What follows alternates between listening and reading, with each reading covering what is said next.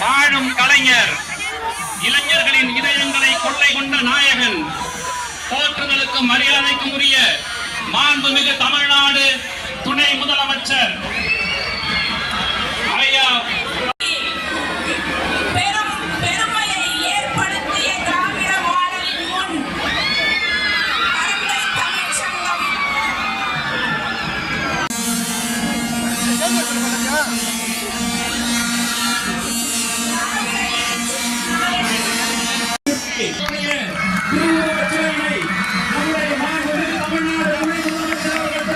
துணை முதலமைச்சர் அவர்கள் தன்னுடைய திருக்கரங்களால் திறந்து வைக்கிறார்கள்.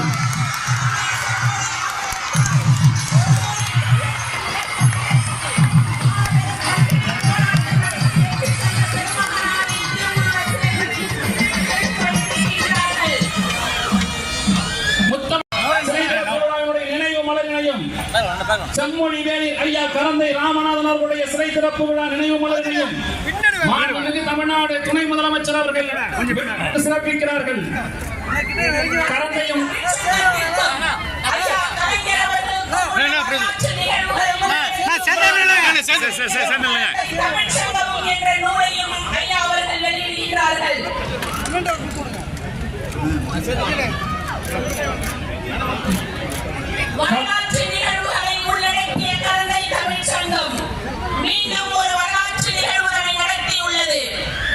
நூற்றாண்டு கண்ட திராவிட இயக்கத்தின் வெப்பத்தை அடைகாத்து அடுத்த தலைமுறைக்கும் கடத்தி கொண்டிருக்கக்கூடிய கரந்தை தமிழ்ச்சங்கம் மாண்பு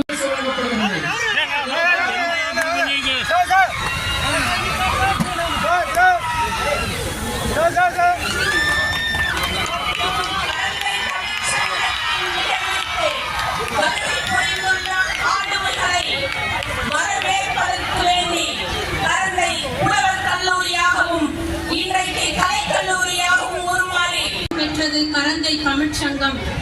நூற்றாண்டை கடந்த தமிழ் பணியாற்றி வரும் இக்கரந்தை தமிழ்ச்சங்கத்தின் நிரந்தர உறுப்பினர் முத்தமிழறிஞர் என்ற வடமொழி கலந்த தமிழில் காலத்தில் அனைவரும் பிற மொழி கலந்து இருந்த நம் முன்னோர்களின் வரலாற்று ஆவணமாக திகழ்கின்றது. கரந்தை தமிழ்ச்சங்கத்தின் முதல் தலைவராக பொறுப்பேற்று 30 ஆண்டுகள் ஈடு இணையில்லா சீர்மிகு நிர்வாகம் செய்த தமிழின் தொன்மையை உலகிற்கு பறைசாற்றிய பெருமை உமா மகேஸ்வரனாரையே சாரும். சீர்மிகு இவ்விழாவிற்கு வருகை புரிந்துள்ள பெரும் மதிப்பிற்கும் மரியாதைக்கும் உரிய மாண்புமிகு துணை முதலமைச்சர் வாழ்த்துக்களை தெரிவித்துள்ள இளைஞரணி செயலாளர் மாண்புமிகு துணை முதலமைச்சர் எனது ஆரியர் அண்ணன் அவர்களை சிறப்புரையாற்ற அன்புடன் அழைக்கிறேன்.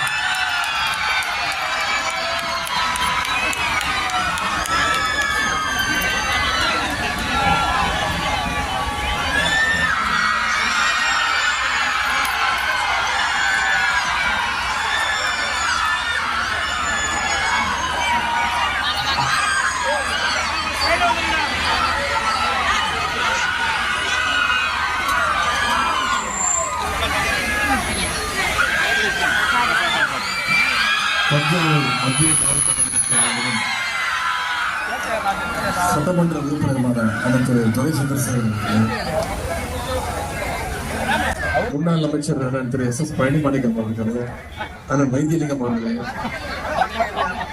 இளைஞரணியினுடைய மாநில துணை செயலாளரும் தலைவருமான சகோதரர் இளையராஜா அவர்களே,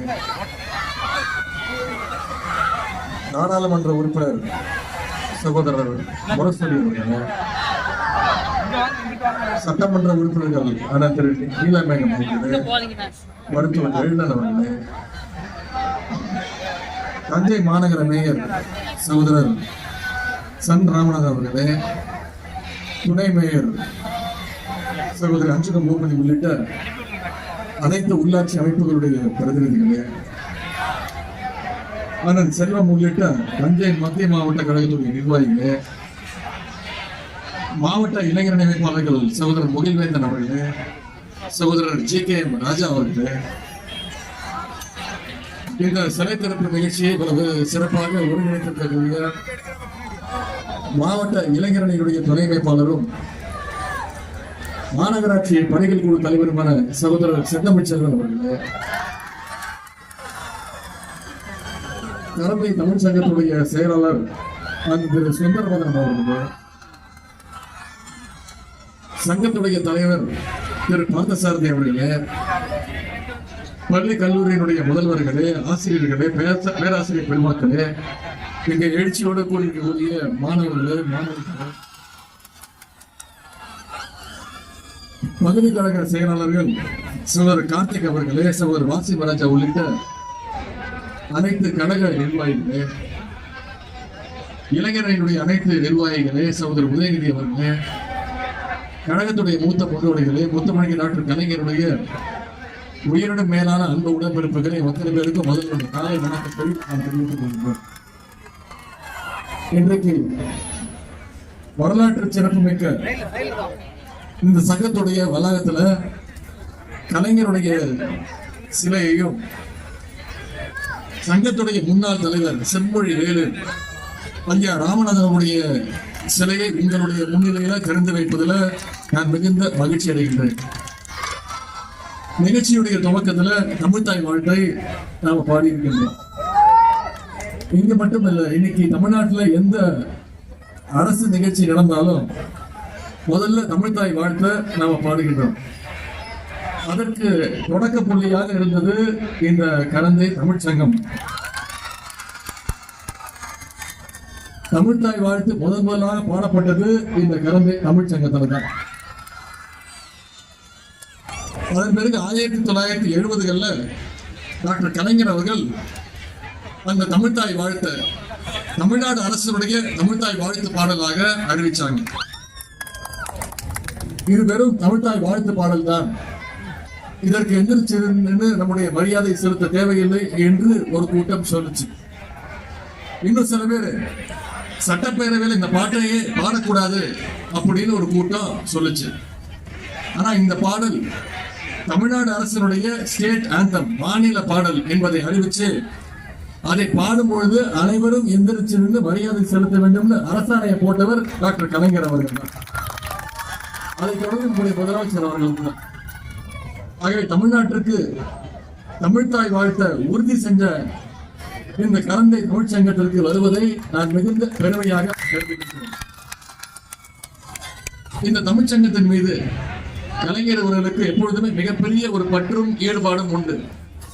குறிப்பா சொல்லணும்னா 1962ஆம் ஆண்டு சட்டமன்ற தேர்தலில் கலைஞர் அவர்கள் தஞ்சையில போட்டியிட்டப்போ இந்த கரந்தை பகுதியில் இருந்துதான் தன்னுடைய தேர்தல் பணிகளை அவர் செஞ்சார். கலைஞர் அவர்கள் இன்னைக்கு சட்டமன்ற தேர்தலில் வெற்றி பெறணும்னு கரந்தை தமிழ் சங்கத்துடைய நிர்வாகிகள் அத்தனை பேரும் பிரச்சாரத்தில் ஈடுபட்டாங்க.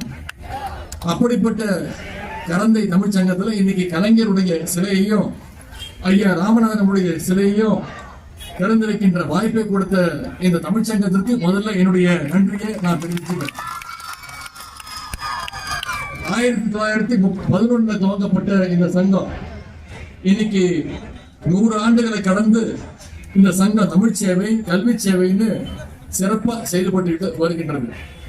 தமிழுக்கு வர்ற ஆபத்துகளை எதிர்க்கிறது ஒரு பக்கம், தமிழுடைய பெருமையை பரப்புறது இன்னொரு பக்கம்னு இந்த சங்கத்துடைய பணிகள் மிகச் சிறப்பாக அமைஞ்சிருக்கு.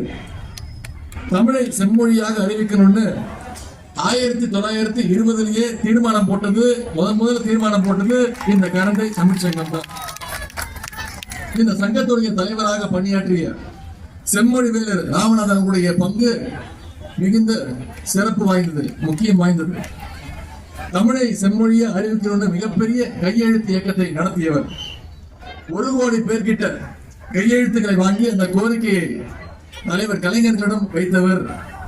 அந்த கோரிக்கைக்கு செயல்படுவம் கொடுத்த பெருமை முத்தமிழர் கலைஞர் அவர்களையே சேரும். அதேபோல் தமிழுக்கு தனி பல்கலைக்கழகம் தேவைன்னு இந்த கரந்தை தமிழ் சங்கம் தான் முதலாக தீர்மானம் போட்ட சங்கம். எல்லாத்தையும் விட ஒரு கூடுதல் மிகப்பெரிய ஒரு சிறப்பு என்னன்னா 1937 கல்வி நிறுவனங்கள்ல இந்தி மொழியை திணிக்கிற போது அதை எதிர்த்து தீர்மானம் போட்டதும் இந்த கரந்தை தமிழ் சங்கம் தான்.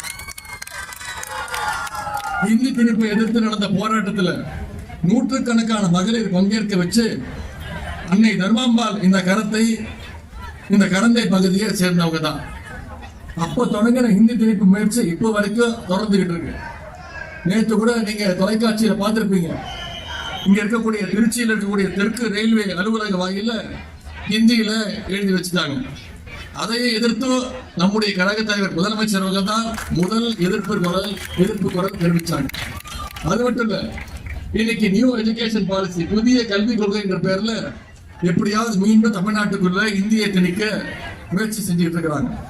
தமிழ்நாட்டுடைய கல்வி நிதி, ஒன்றிய அரசு கொடுக்க வேண்டிய கல்வி நிதி 3500 கோடி ரூபாயை கொடுக்காம இன்னைக்கு ஒன்றிய அரசு தடுத்து நிப்பாட்டுது.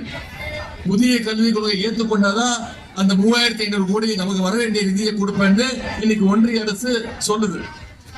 மும்மொழி கொள்கையை ஏற்றுக்கிட்டாதான் அந்த நிதியை கொடுப்போம்னு இன்னைக்கு ஒன்றிய அரசு சொல்லுது. நம்முடைய முதலமைச்சர் அவர்கள் சொல்லிட்டாங்க, 3500 கோடி இல்ல, நீ 10,000 கோடி ரூபாய் கொடுத்தாலும் உன்னுடைய ஹிந்தியையும் சமஸ்கிருதத்துக்கும் நான் தமிழ்நாட்டில் எந்த நேரத்திலும் இடம் கிடையாது. எனவே அந்த உறுதியை நம்முடைய முதலமைச்சர் கொடுத்த தலைவர் கலைஞர் அவர்களுக்கு இன்னைக்கு இங்க சிலையை திறந்திருக்கிறோம். அதே மாதிரி மிசா சட்டம் வந்த காலத்துல திமுகவுடைய பொதுக்குழு நடத்த தமிழ்நாட்டில் யாரும் இடம் தரல. அப்ப பொதுக்குழு நடத்த இடம் கொடுத்தது கலைஞர்களுக்கு துணையா நின்றதோ இந்த கரந்தை தமிழ்ச்சங்கம் தான்.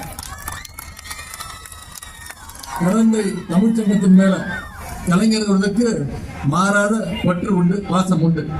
அதனால்தான் இந்த சங்கத்துடைய வாழ்நாள் உறுப்பினரா கலைஞர் அவர்கள் தன்னை இணைச்சுக்கிட்டார். இந்த தமிழ்ச்சங்கத்தை போல தமிழ் மொழியுடைய வளர்ச்சிக்காக கலைஞர் அவர்கள் பல்வேறு திட்டங்களை செஞ்சிருக்கிறாங்க. முத்தமிழ் அப்படின்னா இயல் இசை, இயல் தமிழ், இசைத்தமிழ், நாடக தமிழ் அப்படின்னு சொல்லுவாங்க. ஆனா அதையும் தாண்டி அறிவியல் தமிழை வளர்த்தவர் டாக்டர் கலைஞர் அவர்கள். கலைஞருடைய வழிகளை இன்னைக்கு நம்முடைய முதலமைச்சர் அவர்கள் தலைமையிலான திராவிட மாடல் அரசு இன்னைக்கு தமிழ் வளர்ச்சிக்காக ஏராளமான திட்டங்களை செஞ்சிட்டு இருக்கு. தமிழுடைய தொன்மையை வெளி உலகத்திற்கு சொல்ற வகையில வேர்ச்சொல் ஒப்பீட்டு ஆய்வுகள் தொடர்ந்து நடத்தப்பட்டு வருது. தமிழ் அறிஞர்களுக்கு விருதுகளும் தேசிய சர்வதேச விருதுகளை பெற்ற எழுத்தாளர்களுக்கு வீடுகளும் நம்முடைய முதலமைச்சர் அவர்கள் தொடர்ந்து வழங்கி வர தமிழினுடைய அரிய நூல்கள் எல்லாமே இன்னைக்கு டிஜிட்டல் வடிவில் மாற்றப்படுது. தமிழில் இருக்கக்கூடிய சிறந்த நூல்கள் இன்னைக்கு உலகத்தில் இருக்கக்கூடிய பல்வேறு மொழிகள்ல மொழிபெயர்க்கப்பட்டு வருகிறது. அதே போல உலகின் சிறந்த நூல்களை எல்லாம் தமிழ்ல கொண்டு வர முயற்சிகளை நம்முடைய அரசு எடுத்து வருகின்றது. தமிழ் வளர்ச்சிக்கு நாம இன்னைக்கு இவ்வளவு பணிகளை செஞ்சுட்டு வரோம். ஆனா ஒன்றிய 2500 கோடி ரூபாய். ஆனா நம்முடைய தமிழ் மொழி வளர்ச்சிக்காக ஒன்றிய அரசு ஒதுக்கின தொகை வெறும் 147 கோடி ரூபாய். தமிழ்னு சொல்லி இன்னைக்கு மக்களை ஏமாற்றுகின்ற வேலையை ஒன்றிய அரசு செய்து வருகின்றது. அந்த ஏமாற்று வேலைகளை எல்லாம் நாம் அனைவரும் ஒன்றிணைந்து முறியடிக்க வேண்டும். உண்மையாக தமிழுக்காக உழைப்பவர்கள் யார்? அன்னை தமிழை காப்போம், ஆதிக்க மொழி திணிப்பை என்றும் வீழ்த்துவோம். அதற்கான உறுதியை இங்கே டாக்டர் கலைஞருடைய சிலையின் முன்பு, ஐயா ராமநாதனுடைய சிலையின் முன்பு அந்த உறுதிமொழியை நாம் ஏற்போம் என்று சொல்லி இந்த சிறப்பான வாய்ப்பை அளித்தோம் அத்தனை பேருக்கும் மீண்டும் என்னுடைய நன்றியை தெரிவித்து விடைபெறுகின்றேன். நன்றி. பாராளுமன்ற உறுப்பினர், சட்டமன்ற உறுப்பினர், கழக தொண்டர்களுக்கும் எனது மனமார்ந்த நன்றியை தெரிவித்துக் கொள்கிறேன். கரந்தை தமிழ்ச்சங்க தலைவர் மற்றும் செயற்குழு உறுப்பினர்கள், தமிழ் சான்றோர்கள், பொதுமக்கள், பத்திரிகை மற்றும் ஊடகத்துறையினர்